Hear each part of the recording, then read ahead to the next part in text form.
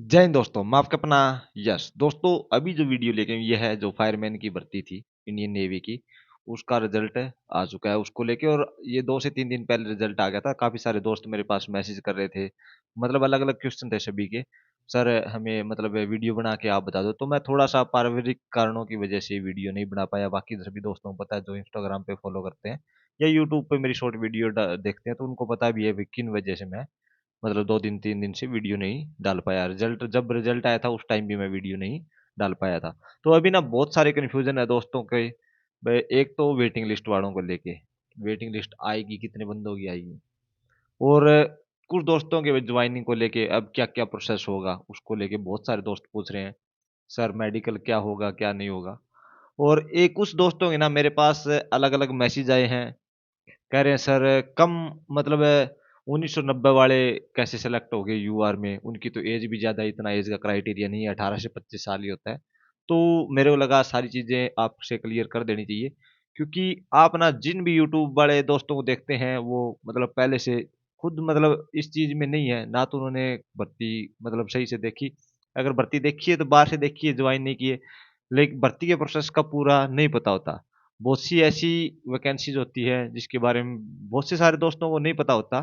तो आज मैं थोड़ा-सा इसमें क्लियर कर दूँगा, जिसके मन में जो भी डाउट चल रहा है, वे ये मतलब ज़्यादा एज वाले कैसे लग गए या जो भी है, तो वो थोड़ा-सा क्लियर कर दूँगा दोस्तों, ठीक है? बाकी रिज़ल्ट आ चुका है, बहुत लंबे टाइम से वेट कर रहे थे, इसके री एग्ज़ाम भी हुए हैं।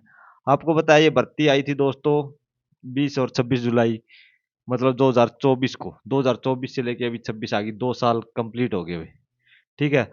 एग्ज़ाम इसके देखो 28 से लेके 4 सितंबर तक हुए थे, फिर उसके बाद री एग्ज़ाम हुए थे 7 से लेके 13 दिसंबर तक इसके एग्ज़ाम हुए थे। उसके बाद फिर ये फिज़िकल का प्रोसेस हुआ, उसमें किसी को ये नहीं पता चला कौन क्लियर है, कौन नहीं है, मेडिकल को लेके भी। और डॉक्यूमेंट वेरिफ़िकेशन भी हुई है। अभी बहुत सारे ऐसे दोस्त भी हैं, कह रहे हैं सर मेरी तो रैंक 12 थी, मेरा सिलेक्शन नहीं हुआ, बाकी का हो गया, तो मेरा किस वजह से नहीं हुआ?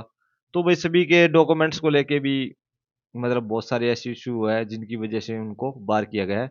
मतलब भर्ती के टाइम में जो जिनको भी मतलब किसके डॉक्यूमेंट में कुछ गड़बड़ी लगी है या बाकी जो फायर का सर्टिफिकेट बहुत सारे, क्योंकि मोस्टली बच्चों ने ना जो फायर वाला है, किसी ने कोर्स नहीं कर रखा, मैं रियलिटी बता रहा हूँ। इसमें से जो जॉब लगे हैं ना, वो भी मान के चलो बहुत ही कम बच्चों ने मतलब रेगुलर कोर्स किया होगा, लेकिन बहुत सारे बच्चों ने इधर-उधर से जो भी इंस्टीट्यूट है वहाँ से ये सारे कोर्स किए हुए हैं। लेकिन अच्छी बात है, कोई दिक्कत वाली बात नहीं, वेरिफ़िकेशन आपकी हो जानी चाहिए। सबसे बड़ा मैटर वेरिफ़िकेशन का होता है। अभी एक वेरिफ़िकेशन तो उन्होंने प्रोविज़नली वेरिफ़िकेशन उस टाइम की है, किसी दोस्त को जो पकड़ में आ गए तो अलग बात है। मतलब उनको तो पहले ही लिस्ट से बाहर कर दिया। लेकिन अभी भी आपका कोई सर्टिफ़िकेट को लेके इश्यू है ना, तो दोस्तों एक वेरिफ़िकेशन और भी होगी आपकी, ठीक है? हाँ, मेडिकल वाले भी बहुत सारे दोस्त पूछ रहे हैं मेडिकल को लेके। तो वो पहली बात तो थोड़ा-सा आपका जो जॉइनिंग वाले पूछ रहे हैं ना, आपको बता देता हूँ। वेरिफ़िकेशन ना प्रोविज़नली जो सिलेक्ट हो गए ना कैंडिडेट है, उनको अब ओरिजिनल डॉक्यूमेंट लेके जाने पड़ेंगे। जो भी आपने लगा रखा है, ऐज का है, एक्सपीरियंस का है, जो भी कास्ट सर्टिफ़िकेट वगैरह सब कुछ लगा रखा है, वो आपको ओरिजिनल जमा करवाने होंगे, ठीक है? वो सारा कुछ आपको जो एम्प्लॉयमेंट न्यूज़पेपर के अंदर आपसे माँगा गया था, सारा कुछ आपसे ये आपको लेके जाने होंगे। आपका ना जो आपका इसके अंदर दे रखा हुआ है, जो आपका प्रोविज़नली सिलेक्टेड कैंडिडेट के ना जो प्रोविज़नल अपॉइंटमेंट लेटर, ठीक है? वेरी डॉक उसको आप अपॉइंटमेंट लेटर ना बोल के उसको डीवी के लिए लेटर बोला जाए, डॉक्यूमेंट वेरिफ़िकेशन के लिए आपको बुलाया जाएगा, ठीक है? मैं इसमें से अब बहुत लंबा टाइम हो जाएगा, मैं आसान भाषा में आपको बता रहा हूँ। आपको डीवी के लिए बुलाया जाएगा, आपके पास मेल आएगी, किसी के पास स्पीड पोस्ट के माध्यम से पहुँच सकता है, लेकिन जिन्होंने मेल दे रखी है सही से, जिसकी मेल आईडी प्रॉपर तरीके से काम कर रही है, तो उनके पास मेल आएगी। मेल के अंदर पूरा डिटेल दी होगी, भई आपको ऐसे-ऐसे सिलेक्शन हुआ है, आपका ये डॉक्यूमेंट लेके पूरा डॉक्यूमेंट के बारे में डिटेलमेंट दी होगी। तो ये डॉक्यूमेंट आपके इतने ओरिजिनल डॉक्यूमेंट लेके जाने मतलब डॉक्यूमेंट लेके जाने हैं, इतनी उनकी फ़ोटोकॉपी लेके जानी है, इतनी आपको पासपोर्ट साइज़ फ़ोटो लेके जानी है। वो सारा कुछ आपको उस जो प्रोविज़नल अपॉइंटमेंट लेटर आएगा ना, डीवी के लिए डॉक्यूमेंट वेरिफ़िकेशन के लिए, उसके अंदर सब कुछ लिखा होगा। तो पहले बहुत सारे दोस्त मेरे पास मैसेज कर रहे हैं, सर आगे क्या क्या प्रोसेस रहेगा, क्या प्रोसेस रहेगा? तो दोस्तों अभी तो आपके पास मेल आएगी, ठीक है? मेल आने के बाद आपको टाइम दिया जाएगा, इस डेट तक आप अपने डॉक्यूमेंट जमा करवाओ। तो फिर क्या है, अपने डॉक्यूमेंट और जितनी फ़ोटोकॉपी वगैरह अपने जो भी है अपनी उठाना, और आपको जहाँ पे रिपोर्ट करने के लिए बोला जाए, किसी भी मतलब यूनिट का जो भी एड्रेस दे रखा है किसी भी हेडक्वार्टर का, तो वहाँ पे आपको ये सारे डॉक्यूमेंट लेके जाने हैं। वहाँ पे आपको डॉक्यूमेंट वेरिफिकेशन के प्रोसेस में 2 से 3 दिन लग सकते हैं। इन्होंने साफ साफ मेंशन कर रखा है भाई, अपना रहने के खाने पीने का अपना प्रबंध करके आना। यूनिट के अंदर ठहरने की कोई सुविधा नहीं होगी। कोई सोचे भाई मैं हम तो जाते अंदर रख लेंगे, ये है वो। भाई आपको 2 से 3 दिन तक आपको डॉक्यूमेंट वेरिफिकेशन जो प्रोसेस होगा उसमें शामिल होना होगा।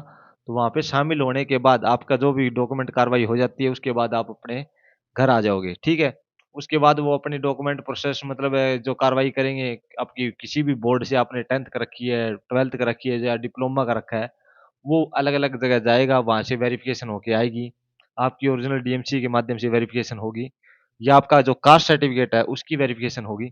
वो सारा कुछ वेरिफ़िकेशन हो जाता है। आपका मेडिकल का आपके पास एक फ़ॉर्मेट दिया जाएगा, जो डिपार्टमेंट की तरफ से, उसके ऊपर कवरिंग लेटर लिखा होगा। जिस भी मतलब आपके मोस्टली जो डिस्ट्रिक्ट हॉस्पिटल होते हैं, उनके सीएमओ के नाम जो लेटर होता है, तो फिर वहाँ पे जाके आप अपने मतलब मेडिकल करवाना होगा, और वहाँ पे सीएमओ की स्टैम्प लगेगी, सील लगेगी।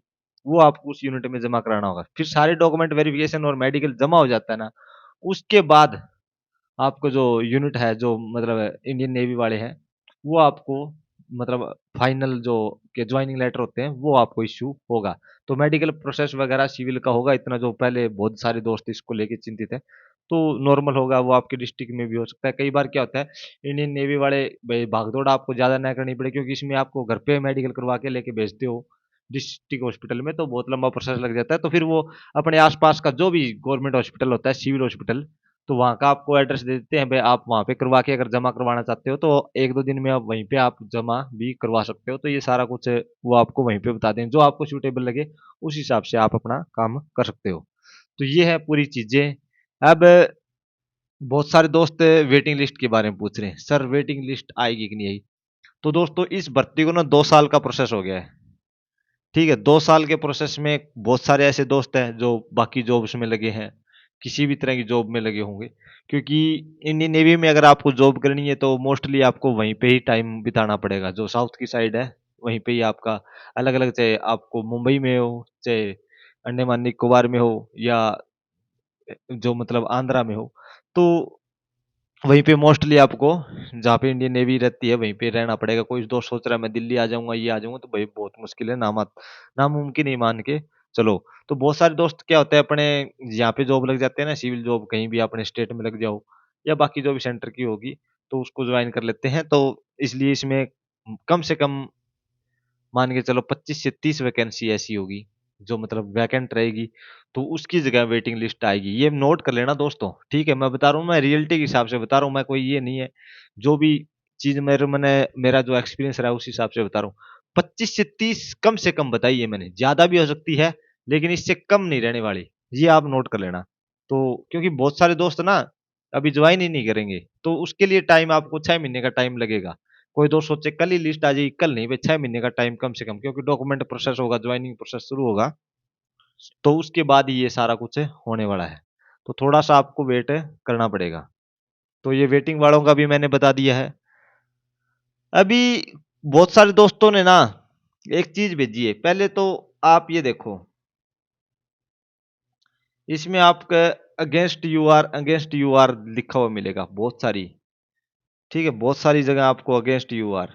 तो दोस्तों ये मतलब यू आर की वैकेंसी थी, और उसमें कोई ओबीसी, एससी, एसटी वाले हैं, तो वो दोस्त है मतलब ज़्यादा नंबर लेके उसमें सेलेक्ट हुआ है, तो यूआर की वैकेंसी को रोका है, तो इसलिए अगेंस्ट यूआर लिखा हुआ है। तो ये सभी भर्तियों में ऐसे होता है, तो इसका कोई इश्यू नहीं। कोई दोस्त सोचे भाई, हाँ अब ये मान के चल सकते हो भाई, यूआर से ज़्यादा जो बाकी कैटेगरी वाले थे, उन्होंने यूआर की वैकेंसी बहुत सारी ली है। इसमें बहुत सारी वैकेंसी जो देखोगे, सारी मोस्टली अगेंस्ट यूआर दिखाई दे रहा है।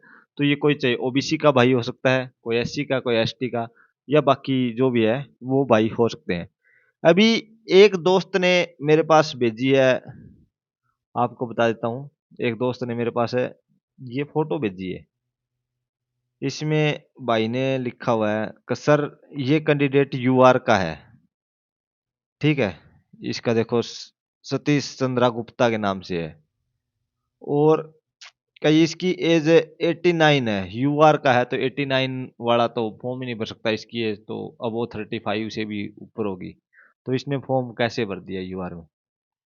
तो इसको लेके बहुत सारे दोस्त है, कोई केस के लिए बोल रहा है ये है वो है, हम केस कर देंगे, तो इसमें ऐसे 3-4 कैंडिडेट है जिनका ऐसे सिलेक्शन है तो हमारी बारी आ जाएगी, जिसका मतलब जो बिल्कुल नजदीक लग के रह गए हैं। तो दोस्तों मैं आपको बता देता हूँ, जो ये होता है कोई भी मतलब है, आपको मतलब कंपनी सेट ग्राउंड होता है एक, ठीक है।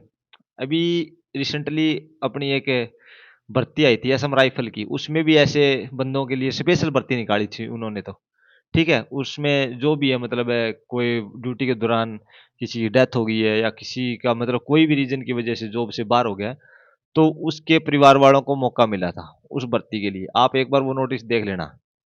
और जो इंडियन आर्मी हो चाहे नेवी हो एयरफोर्स हो, जो भी सिविलियन है, क्योंकि कोई भी है ड्यूटी कर रहा है ऑन ड्यूटी या किसी कारणवश है उसके मतलब डेथ हो जाती है, तो फिर उसके बाद उसके परिवार वाले, उसकी डेथ होने के बाद देखा जाता है इसके परिवार में मतलब कौन कौन सदस्य है, मतलब इसका खर्चा जीवन यापन कैसे चलेगा, मतलब हालात परिवार की कैसी है। अगर मतलब ग्रेड होती है उसके अंदर अलग अलग लेवल होते हैं, तो उस हिसाब से अगर वो पूरे क्राइटेरियम पास होता है ना उसका परिवार, तो उसके परिवार में से चाहे उसकी वाइफ हो, चाहे उसका लड़का हो, चाहे उसका भाई हो, मतलब ऐसे उनको जॉब दी जाती है, ठीक है। तो वो जॉब कहाँ से, इन्हीं जो भर्तियां निकलती है उसी में ही मतलब एडजस्ट होते हैं, ठीक है। तो उस हिसाब से ये कंपनसेट जो स्कीम होती है ना, उसके हिसाब से ये भर्ती किए गए हैं, ठीक है। इसके फादर हो सकते हैं फायरमैन, फायर ब्रिगेड में हो, या फिर कोई ट्रेड्समैन मेट में हो, या फिर कोई भी मतलब जो डिपार्टमेंट है उसके अंदर हो, और उसकी ऑन ड्यूटी किसी न किसी कारणवश डेथ हो गई होगी, तो उसको मतलब अभी मौका मिला है, ठीक है। तो ये घटनाक्रम होते हैं, मैंने मेरी आंखों के सामने से भी तो बहुत देखे हैं, ठीक है। तो ये मत सोचना भाई ये कोई गड़बड़ी की वजह से है, नहीं, बिल्कुल जो भी मतलब भर्ती बोर्ड होता है ना उनको सब चीजों का पता होता है। अभी जो एक्स सर्विसमैन वगैरह होते हैं वो अपनी यूआर कैटेगरी के, देखो जो एक्स सर्विसमैन है ये यूआर का होगा, तो वो अपनी कैटेगरी के अगेंस्ट गया है, ये ओबीसी वाले जो एक्स सर्विसमैन है ओबीसी वाली वैकेंसी के अगेंस्ट गया है, फिजिकल हैंडीकैप होगा तो फिजिकल हैंडीकैप वाली के अगेंस्ट, अपने यूआर में है तो यूआर में जाएगा, ठीक है। तो आपको जो डाउट थे ना वो मेरे को लगता है क्लियर हो गए, ऐसी ये इतनी गहन जांच करने की जरूरत नहीं है, भर्ती बोर्ड इतना वो नहीं होता भाई इतनी बड़ी मिस्टेक करेगा, ठीक है। तो ये सारी चीजें मैंने आपकी क्लियर कर दी है, नहीं है तो गूगल करके देख लेना, जो कंपनी सेट जो रिक्रूटमेंट स्कीम क्या होती है वो थोड़ा सा आप जानकारी लोगे ना तो पता चल जाएगा। ऐसे ही घर पे बैठे बैठे वकील बनने से कोई फायदा नहीं है, या फिर किसी भी यूट्यूब वाले भाई को देख रहे हो जिसको कुछ एबीसीडी नहीं पता भर्ती के बारे में, तो भाई वो कुछ भी कह सकता है, ये गड़बड़ी हुई वो गड़बड़ी हुई है, ठीक है। ये सारा कुछ जेन्युइन है, ठीक है। तो बाकी जिन दोस्तों का सिलेक्शन हो गया उनको बधाई हो, और अपना भाई ड्यूटी अच्छे से करना। बाकी जो भी भाई है जिसका नहीं हुआ कोई बात नहीं, नेक्स्ट टाइम आपका भी नंबर आने वाला है, आपका भी ऐसी लिस्ट में नाम आएगा, तो इसलिए भर्ती देखते रहो भाई दोस्तों।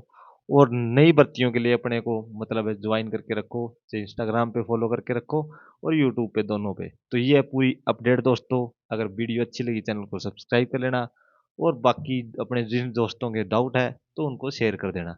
जय हिंद दोस्तों, जय हिंद, जय भारत।